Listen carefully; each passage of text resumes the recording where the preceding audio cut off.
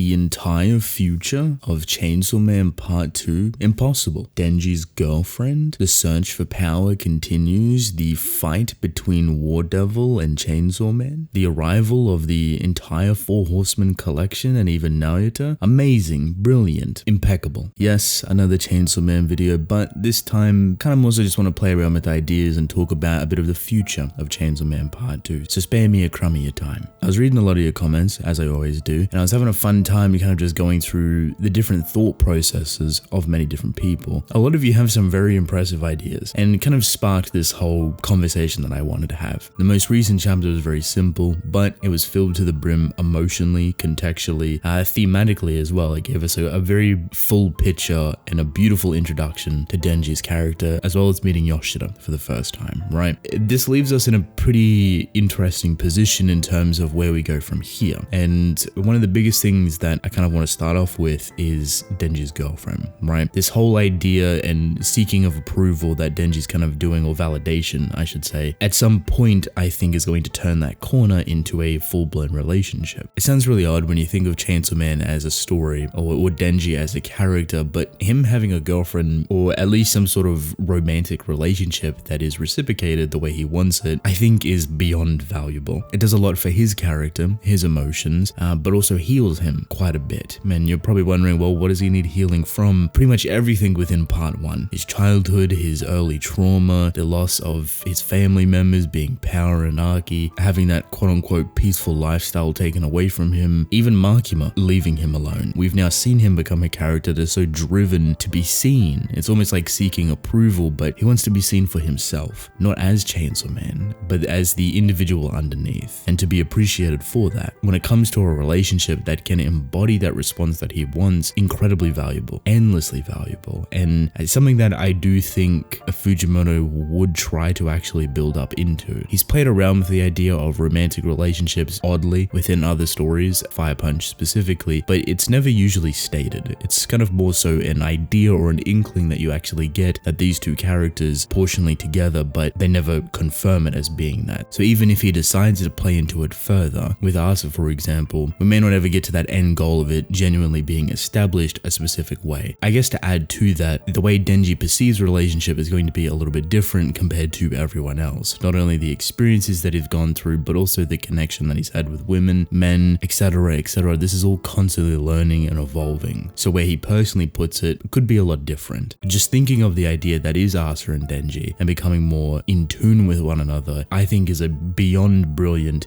story development. We have spent a small handful of chapters of getting to know Asa, and it's been lovely. We've also had a similar amount of work for the War Devil Yoru and humanizing them, grounding them, and really bringing this love and connection to them. And for a lot of you, you've probably already fell in love with her. Over time, this is only going to be extrapolated further, and with Denji in the vision, the grand picture, makes more sense to rotate around him as well. I wouldn't be surprised if we jump back and forth between perspectives, just to make it a little bit more easier to digest, to fill out Asa and Yoru a little bit more, but also to acknowledge the fact that there's going to be conflict between them. Obviously, we know that the War Devil wants Chainsaw Man, right? Is it going to be that one-dimensional? Definitely not. And we've already seen it expand into different avenues. We got a name for the War Devil. We got some subtle emotion and identity from the War Devil. There's this very faint idea in the back of my mind that Chainsaw Man just acknowledging the identity of Yoru or the War Devil might be enough to actually connect with them. Instead of being the grouping that is the War Devil, maybe Yoru just wants to have an identity as well and to be recognized. It's going to be a balancing act and a very good one. Asa and Denji have things that they want, that they need, that each other, funny enough, supply. They're very similar in a lot of different ways, but the conflict comes out in their devil forms, which Chainsaw Man and the War Devil. The most recent chapter helps bridge this a little bit better, with Denji explaining how he as a human wants to be seen through the Chainsaw Man. So as much as Chainsaw Man's getting all this praise, he wants people to find out that Denji is Chainsaw Man, which is the first time that he's ever really explicitly stated this so openly, so happily, so freely, and without any consequences theoretically coming from it. He's no longer being observed or controlled by Makima, so he's kind of free to do whatever he wants until people start to step in, like Yoshida, for example. The idea of Denji's girlfriend, a relationship of some kind, or just a very close companion, I think is right around the corner, waiting for those seeds to grow and to bloom into something extremely beautiful. Of course, it's going to be filled with a lot of despair, a lot of suffering, a lot of sadness, as to be expected with all of Fujimoto's works, but nonetheless, very exciting times. One thing that has continued to spark my curiosity is Naruto. We haven't seen her yet, and with the somewhat semi-confirmation that Kishibe isn't really taking care of Denji the way he probably should be, I'm a little bit concerned. I think Denji is going to be a good father, or a good elderly brother. It's both the roles that he's currently fitting, but I think it's also going to be very dysfunctional, which was pointed out by a lot of you. It's going to be not the usual thing that you would see. Mind you, Denji didn't really have a childhood either. He didn't really have parental figures that loved and appreciated him wholeheartedly, but he knows through Pochta kind of stating it to him as well, that the only thing that Control Devil really wanted was love, an equal relationship, a family. And you see the embodiment of that with the ending of part 1 with how Denji was treating Naruto. I can only assume that Denji is sticking true to that, but it's going to be challenged with Naruto growing and understanding the world and potentially going to school herself, which I think is kind of cute, but at the same time, do you really want the Control Devil going to school? See what I mean when I say that Kishibe isn't really the smartest guy for leaving the Chainsaw Man wiping people from existence on his own, as well as the Control Devil, unless he's back and forth and kind of just pops up randomly, which would be understandable then. The reason I mention Naruto is because I'm worried for her, not for what Denji may or may not be doing, but more so Yoshida. I see the Control Devil as a big target. A lot of people should know and theoretically remember her because she wasn't wiped from existence the same way, and there's a very high chance that a lot of people seek that Control Devil, the exact same way Kishibe came in contact with her within China, the exact same way that he pulled her out for that reason. So if people catch wind of Denji having a younger child that has very similar physical attributes to Makima, being the circular eyes, similar to the War Devil even, you have a bit of conflict brewing, and that can be easily pushed through Yoshida with them trying to kidnap or get rid of Naruto for good, or at least control her, I should say, which would probably make more sense. It's definitely lingering in the back of my mind how worrying that situation could be with people gunning for the Control Devil again if they ever find out, but Yoshida and his organization are there to kind of stop Denji's identity going out, which makes me think that they are giving him a chance and not just straight evil, but we also don't know if Yoshida and his organization know about Naruto and the Control Devil. So as you can tell, there's a bit of murkiness there. I think just seeing Naruto and Denji's lifestyle would be very nice. Like, I for one would love a chapter that's literally just Denji at home doing his own thing, or just taking care of Naruto. Maybe they go out and do something, right? Real slice of life orientated, real simplistic, and then maybe within typical Fujimoto fashion you ended with a devil attack or something, right? I would adore that, just to see how these two function every single day. They're not normal by any means, but they're trying their best to be normal. They're learning, they're evolving, they're understanding, and you can see that more and more through Denji as a character with the way he speaks now, the way he upholds himself, the way he communicates with people, you know? His speech is starting to change a little bit more. He's understanding bigger and better words because he's never obviously been to school, so now he gets that opportunity. I think to end this off kind of full circle, you have to mention power. Power is very important and very emotionally connected to Denji, and they even have some sort of pseudo contract, which we have yet to see if it is a legitimate contract or just more of an agreement between friends. There's a difference, quite a big one between them, but I do think it is something that Denji's going to uphold. He's going to live to that, and he's going to find power again. Obviously it's not going to be the same power, quote unquote, but most likely mental, emotional, and even physical attributes are going to be shared between them. So some slight similarities, maybe the horn, maybe the hair, maybe the eyes, or maybe just the personification that is power is kind of halved within this new version. This seems more of like an end goal, something that Denji consistently moves forward towards. It could easily provide the ulterior reason or the hidden reason why he continues to fight different devils, maybe trying to gain information. On the surface, he's saying that he wants people to find out that Denji is behind the Chainsaw Man mask, but I wonder if there's more to that when it comes to power. The reason he's also fighting people is because he can gain information. He can find out where the Blood Devil is, and the more that he fights people, the more information he gains, the more accurate of a location that he can gauge where he can go and get her. It's definitely there. I don't think Fujimoto has forgotten about it, but is it going to be constantly brought up and reactivated every single chapter? No. It's something that is lurking within the background, but it's still incredibly valuable, that plays into Denji's character and his core identity, which is very powerful to have, because we know know that reunion, if we ever get it, is going to be emotional. It's going to be brilliant. To be entirely honest, we're in the beginning, right? We're very early into this story, but each one of these things is going to be a pillar all the way to the end. It's going to uphold the story. We're going to explore different avenues within these subjects, these points of interest. But Fujimoto is going to do it his own way. He's going to take his time with it. It's going to be a slow and methodical process mixed in with that beautiful chaoticness and flurry of